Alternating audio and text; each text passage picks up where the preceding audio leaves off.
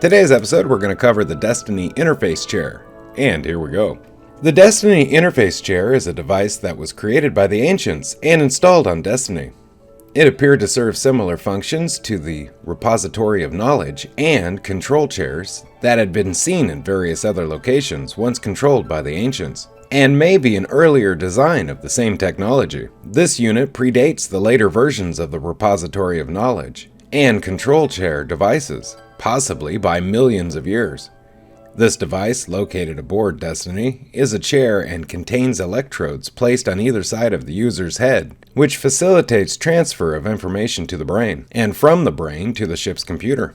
The electrodes do not normally puncture the skin during operation, but the seizures induced in some cases can cause the user's head to cut itself on them. The chair can perform a variety of different functions, some, such as the transfer of Destiny's database into the human mind, were already programmed by the Ancients before the arrival of the Destiny expedition. Others, such as the lucid dream state it can induce, was the result of the Tok'ra modifications to both the hardware and software of the chair.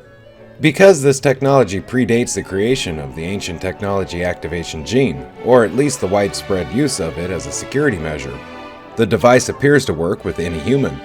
It does, however, present significant safety risks to non-ancients, especially when using ancient programs written for use on their own kind.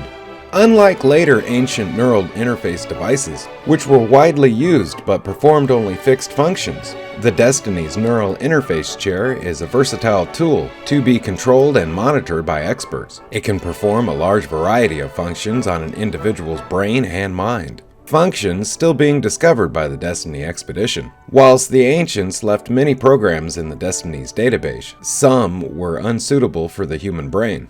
So the Tok'ra had both written software and physically modified the chair to allow it to better work with their own kind. Database transfer. This program was written by the Ancients and instructs the chair to download the Destiny database into the mind of its user. Curiously, the database master code is not required to perform this function, despite the database being protected by it when accessed through normal consoles. Dr. Jeremy Franklin's personality, however, changed considerably after use of the chair, and he became reluctant to share any of Destiny's secrets with Dr. Nicholas Rush. This may be an equivalent security precaution programmed into him by the chair. This program, in its original ancient form, is unsuitable for use by normal humans. Their brains cannot handle the rapid transfer of information. The only known human user of the program, Franklin, was left in a catatonic state for months, though he did partially recover.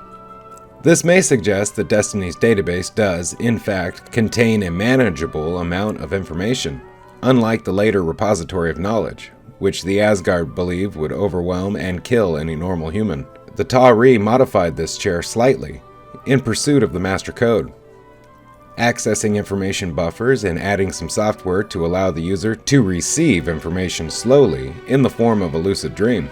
The information in the database was not transferred in a manner which could be easily interpreted by the user, and it only provided a small clue as to the nature of the master code when used by Rush. Ship control.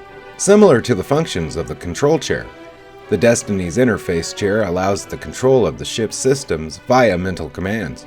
It appears as though the master code is not required for this function either, despite navigation controls, amongst many others, being protected by the code when accessed by consoles. It should be noted, however, that the only user of this program, Jeremy Franklin, may already have known the code when using the chair, and this may have allowed him to access more systems than otherwise would have been possible. Uploading of the human mind. Ancient programming in the chair allows it to upload an entire human mind into the Destiny's database, where it can then be run by ship's computers. This process, for unknown reasons, appears to wipe the mind from the chair's user as well. In cases where more than one mind occupies the same body, however, individual minds can be selectively uploaded, leaving others intact. This program, despite its ancient origin, appears to be harmless even to normal humans. Virtual reality. After a human mind has been uploaded into the ship, It can be placed in one of Destiny's apparent perfect simulations, where it will be given a virtual body and be literally unaware of any differences. This is dangerous, however, as the process of uploading and re-uploading a mind is complex, and the potential exists for many problems to occur. It is unknown if the chair can create a true virtual simulation inside the user's brain without uploading their mind to the ship. Considering the ability of the ship-wide neural interface to perform such a function whilst the user is asleep, it is likely that the neural interface chair can do the same thing if programmed correctly. Medical uses. Rush stated that the chair could be used to cure the Zat'nikatel pathogen, which was given to Chloe Armstrong while she was held on one of their ships. He said this was possible because the chair would destroy any non-human parts of her which it detected. It is unknown specifically to what he was referring to. He could have meant that either the infection in the body or, more likely, altercations to the brain.